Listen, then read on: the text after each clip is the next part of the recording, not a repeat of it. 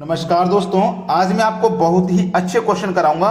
तो हमारा जो चैनल है उमेश की क्लास, आप इसको ज्यादा से ज्यादा शेयर करें, ज्यादा से ज्यादा सपोर्ट करें। चलिए स्टार्ट करते हैं। पहला क्वेश्चन है, एक समबाहु बहुभुज के सभी अंतः कोणों का योग उसके सभी बाह्य कोणों के योग का 2 गुना है, यह बहुभुज है।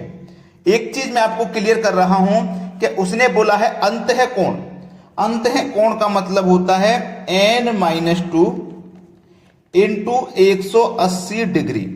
ये अंतः कोण है, ठीक है, अंतः कोण। इसमें एक बात ध्यान रखना, अगर वो उसने प्रश्न में प्रत्येक की बात कहेगी, प्रत्येक अगर उसने बोला है तो प्रत्येक का मतलब है आपको इसमें n से डिवाइड करना है, अगर नहीं बोला है तो नहीं करना, ठीक है। सभी बाह्य कोणों के योग का 2 गुना है। अंतः कोण होता है n-2 इंटू 180 डिग्री और बाह्य कोण होता है 360 डिग्री, ठीक है। अब उसने बोला है बाह्य कोणों के योग का 2 गुना है। बाह्य कोण के योग का 2 गुना है तो 2 गुना कर दीजिए, ठीक है।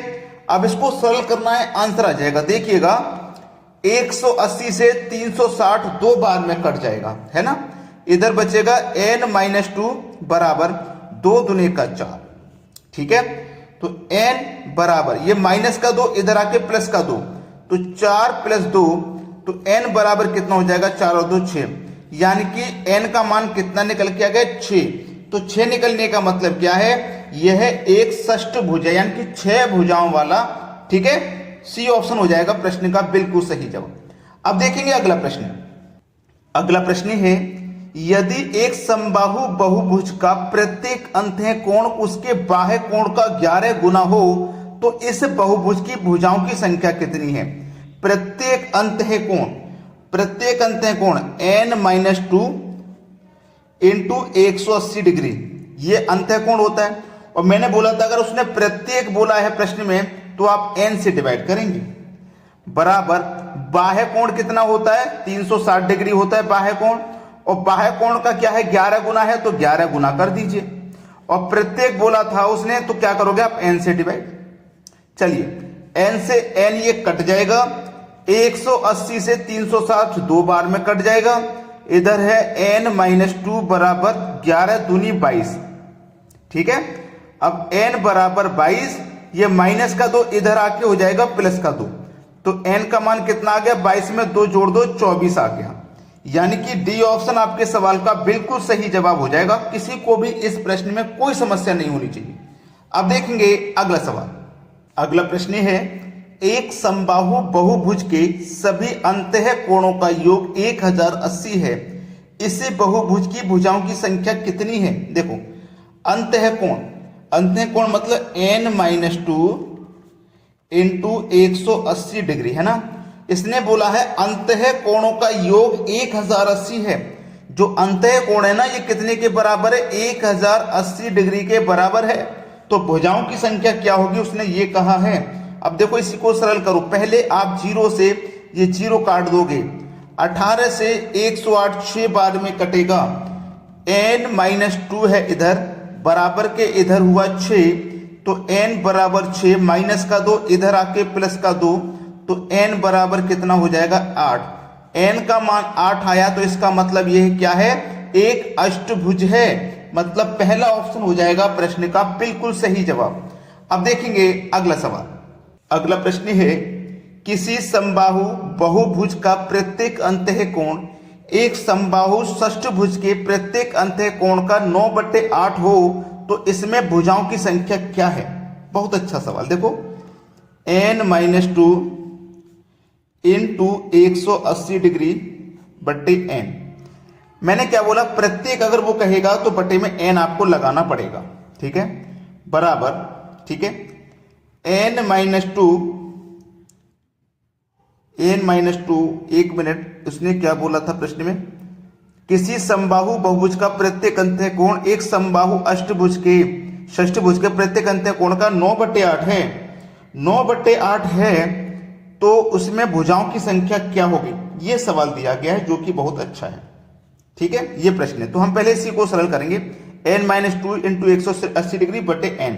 अब देखो n का मान कितना, षष्ठभुज का मतलब 6 भुजाओं वाला, -2 इंटू 180 डिग्री n का मतलब 6, n का मान 6 है, ठीक है।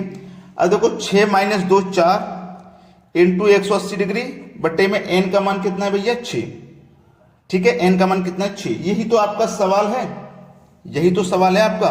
बस इसी को सरल करना है, आपका आंसर आ गया। देखो 6 3 18 और 1 0 30, 4 का 30 से मल्टीप्लाई करो 120 हो जाएगा।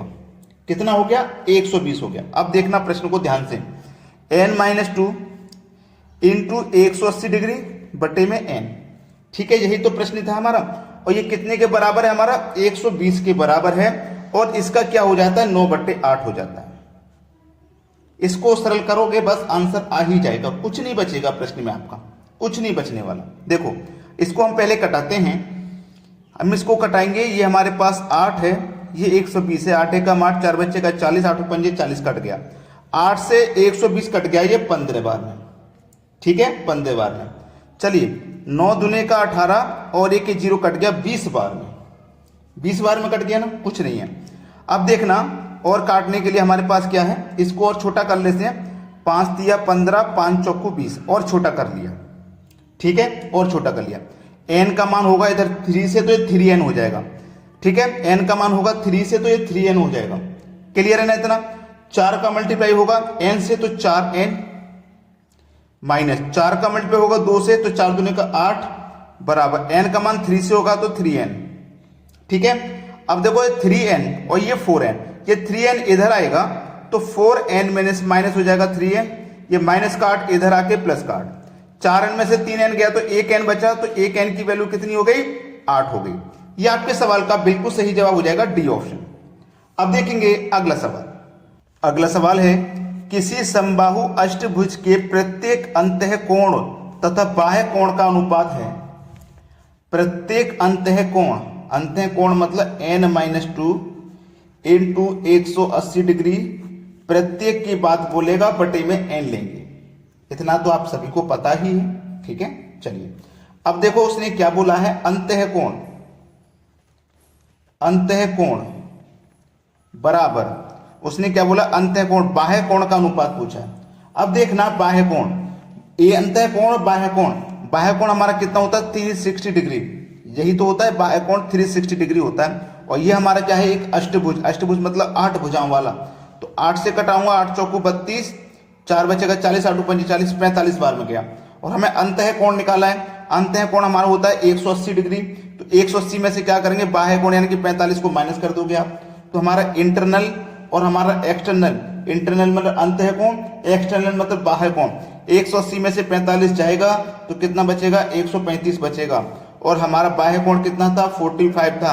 अगर किसी संख्या से कटे तो कटा लीजिए, 45 से कट जाएगा, 45 से कम 45 और 45 से कट जाएगा 3 बार में, तो ये आ गया 3:1 सवाल का सही जवाब। 3:1 मतलब डी ऑप्शन। अब देखेंगे अगला प्रश्न। अगला प्रश्न है एक अष्टभुज में कितने विकर्ण होते हैं। ये सवाल मैं आपको दे रहा हूं घर के लिए, तो आप कमेंट में इस प्रश्न का आंसर मुझे बताएंगे क्या आएगा। अगर वीडियो को अभी तक लाइक नहीं किया तो लाइक कर दीजिएगा, और शेयर नहीं किया तो भैया शेयर कर दीजिएगा, और कमेंट में हमें इस प्रश्न का आंसर बताइएगा क्या आएगा। ठीक है दोस्तों, धन्यवाद।